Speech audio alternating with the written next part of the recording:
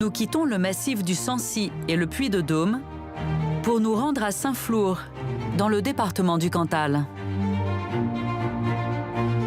Capitale de la Haute-Auvergne, la ville est située à 900 mètres d'altitude, sur le plateau volcanique de la Planaise.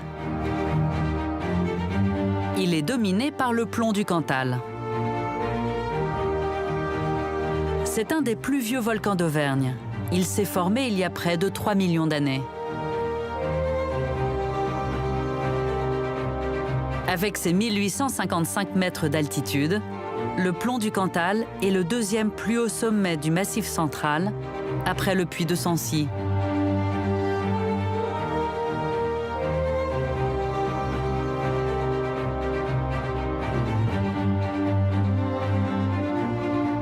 Plus au sud, perché sur un promontoire volcanique, Saint-Flour, surnommé la Cité des Vents, cultive son caractère montagnard.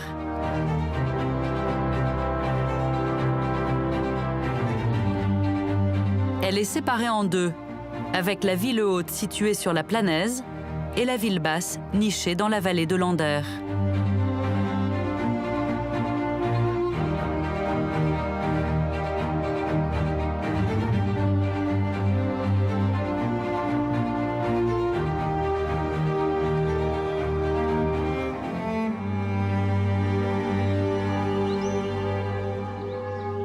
Au pied des remparts, sur le chemin qui relie la ville haute à la ville basse, nous avons rendez-vous avec Sandrine Doreille. Nous arrivons sur un site incontournable de la ville, la Main de Saint-Flour. La légende raconte que Florus, venu évangéliser donc ces hautes terres, se trouve confronté à une muraille rocheuse. Désespéré de ne pouvoir accéder au sommet, il prend appui sur la paroi et implore le ciel. À ce moment-là, le miracle se produit, la brèche s'ouvre et Florus peut ainsi accéder au sommet. C'est comme cela que les origines de la ville vont être fondées, Florus donnant son nom, Saint-Flour. Dès le XIVe siècle, Saint-Flour était une place forte et stratégique dans la région. Protégée par ses remparts, bordée à l'époque par un chemin de ronde, la ville était quasiment imprenable. Sa sécurité était aussi assurée par la ville basse. Le pont fortifié est le témoin d'une tradition perpétuée jusqu'au XVIe siècle. Au centre du pont trônait une sorte de réduit, une sorte de loge qui avait simplement quelques mètres carrés. Et à l'intérieur vivait une jeune femme ou un jeune homme qui était enfermé jusqu'à sa mort. Ils vivaient des oboles que les Saint-Florins leur donnaient. Et par leurs prières, ils allaient protéger la ville des épidémies et des attaques. Alors vous imaginez bien que les conditions de vie étaient extrêmes. Leur durée de vie, c'était à peu près de 1 mois à 1 année, 5 ans pour la plus endurante. Mais il ne faut pas oublier que cet enfermement était véritablement volontaire, que généralement c'était un honneur pour les familles et que d'ailleurs ces familles étaient anoblies.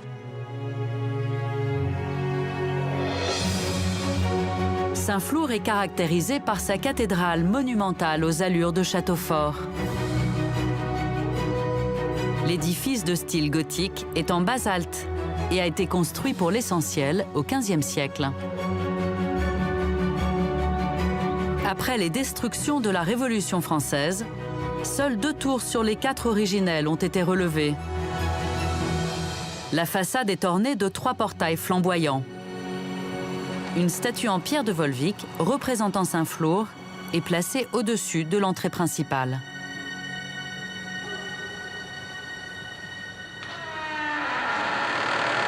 Derrière cette porte, nous pénétrons maintenant à l'intérieur de la cathédrale Saint-Pierre. Nous sommes ici dans une partie très précise de l'édifice. Il s'agit du narthex. Ce narthex, c'est le lieu de passage entre l'extérieur et l'intérieur, entre le profane et le sacré. Il faut savoir que les non-baptisés n'avaient pas le droit de pénétrer à l'intérieur de la nef. Dans cette partie, nous remarquons une peinture qui date de la seconde moitié du XVe siècle. Elle nous présente à gauche le purgatoire avec 2 anges qui ont des ailes noires et rouges et qui sont en train de sortir les âmes des flammes. Et côté à droite, nous voyons la représentation d'un diable et cette gueule béante du monstre dans lequel on voit les damnés en prise aux flammes. Donc ici, c'est une scène terrifiante qui représente évidemment l'enfer. Ces peintures étaient là en fait pour expliquer aux non-croyants ce qu'il pouvait leur arriver après la mort. Les lignes verticales dominent cette construction dotée de 5 nefs étroites. Le vaisseau principal atteint près de 40 mètres de haut. Dans la nef centrale se dresse un grand Christ noir en bois de noyer peint, appelé le Beau Dieu noir. Unique en Europe, sa datation reste incertaine, entre le XIIe et le XIIIe siècle. Ce Christ, à l'origine, était polychrome. Si l'on regarde justement les plis du périsonium, c'est-à-dire ce tissu qui entoure la taille du Christ, eh bien, on remarque encore des traces d'argent. Ce Christ a été noirci au cours du XIXe siècle. C'était une mode en vigueur à cette époque-là. Souvent, quand on va dans les églises, on voit surtout les Vierges en majesté romanes qui ont été noircies, mais un Christ, c'est beaucoup plus rare en fait.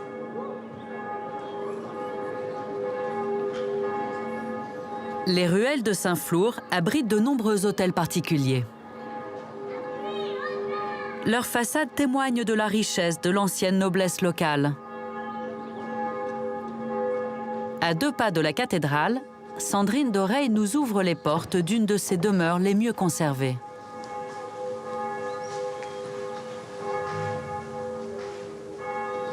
Nous sommes ici à l'intérieur de l'hôtel de l'Astic. Cet hôtel particulier appartenait à une très puissante famille de la région qui a été connue dès le XIe siècle. Tout d'abord, on remarque cette galerie à balustres qui borde cette cour intérieure qui est de forme carrée. Il y a également ces portes en bois cloutées qui nous rappellent que nous sommes dans un ensemble du XVIIe siècle. Cet hôtel particulier a été pour l'essentiel agrandi et modernisé à cette époque.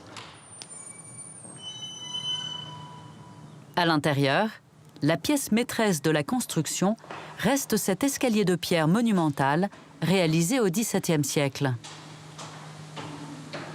Cet escalier donc, permettait de desservir le premier étage, l'étage noble où se trouvaient les appartements de parade. On remarquera le soin apporté dans le détail, notamment les 4 boules avec ces sculptures réalisées en pierre de taille de pays.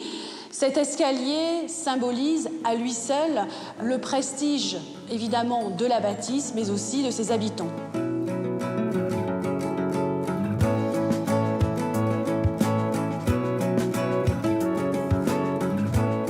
À l'arrière de la ville s'étend le vaste plateau de la Planaise. Cette terre volcanique a longtemps été le terroir idéal pour les lentilles blondes de Saint-Flour. Complètement disparues dans les années 60, ces cultures font leur retour depuis une quinzaine d'années.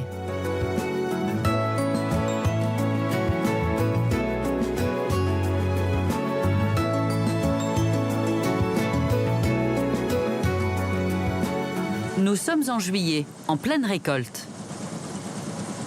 C'est un grand jour pour Gérard Sibiel et Serge Ramadier qui se sont battus pour faire revivre cette variété de lentilles qui ne pousse qu'ici.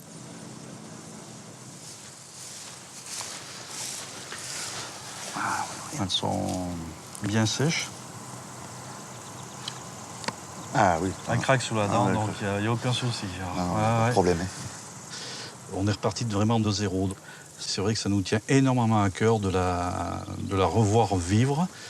Et c'est aussi une philosophie du produit dans le sens où nous n'avons pas d'engrais, pas de pesticides. Donc je pense qu'on est dans l'ère du temps aussi de la nouvelle consommation. Et donc c'est vraiment une renaissance et une résurrection pour notre lentille.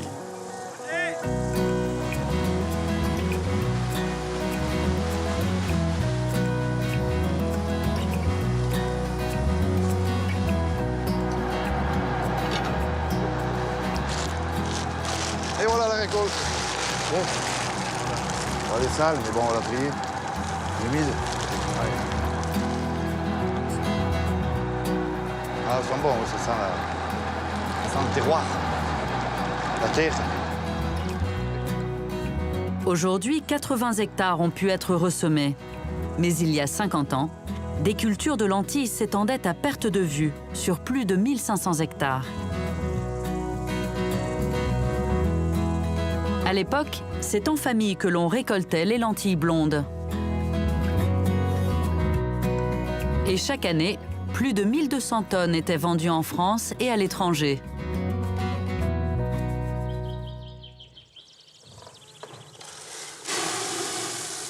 La résurrection de la lentille blonde de Saint-Flour n'aurait pas pu se faire sans Gérard Sibiel. C'est dans la grange de ses grands-parents que tout s'est joué il y a une quinzaine d'années. C'est une machine qui date des années 1900. C'était mes grands-parents qui l'avaient acheté parce qu'ils étaient négociants à lentilles. Et tous les jours, après les moissons, ils triaient les lentilles là. C'était très dur à l'époque. Le travail pénible signe l'abandon de la lentille blonde. Mais un jour, Gérard apprend que la mairie de Saint-Flour lance un appel pour retrouver ces fameuses graines devenues introuvables. Chassant que mes grands-parents et mes parents faisaient des lentilles, je suis monté là. Et en cherchant bien, en tournant, j'ai trouvé un petit kilo de vieilles lentilles que j'ai mis dans une boîte et que j'ai après envoyé à l'INRA. Et après 3 ou 4 ans de recherche, on a choisi une variété, la Flora, qui s'adaptait très bien au climat. C'est vrai que ça me fait chaud au cœur de refaire des lentilles après mes parents et mes grands-parents. En montant là, j'ai pu relancer le produit et aujourd'hui, je suis très content, c'est formidable.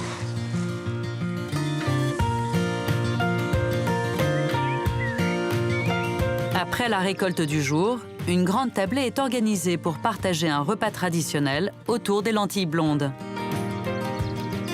Les producteurs et leurs familles ont invité Bruno Giral, une toque réputée de Saint-Flour qui a préparé le dessert à base de lentilles blondes.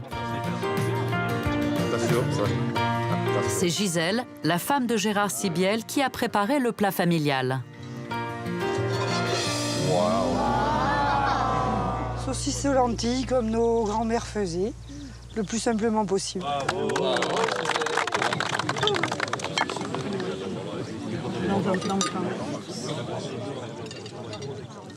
Extra. L'authenticité. Il n'y a pas mieux. Non. Super.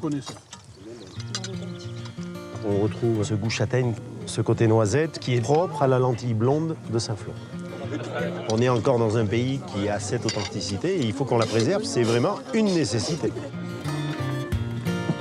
Le dessert est réalisé à base de confiture de lentilles blondes, une création du chef Bruno Giral. Dans la confiture, on retrouve un peu le grain, donc ça va donner un petit croquant qui sera intéressant. Il a réalisé un nouvel entremets qu'il propose à la carte de son restaurant. Voilà.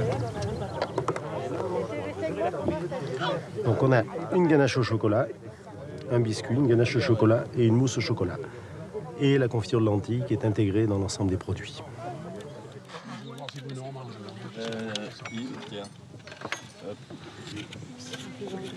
Nickel, super. Le mélange du chocolat avec la confiture de lentilles, ça se marie très bien. J'ai essayé cette fabrication avec d'autres types de lentilles. On n'a pas du tout le même résultat. Donc ce résultat-là est vraiment propre à la lentille blonde de Saint-Flour. C'est le résultat d'un travail de plusieurs semaines et de mois, d'une culture qui s'achève dans une assiette et c'est vraiment un plaisir à les déguster. Ils sont vraiment exceptionnels.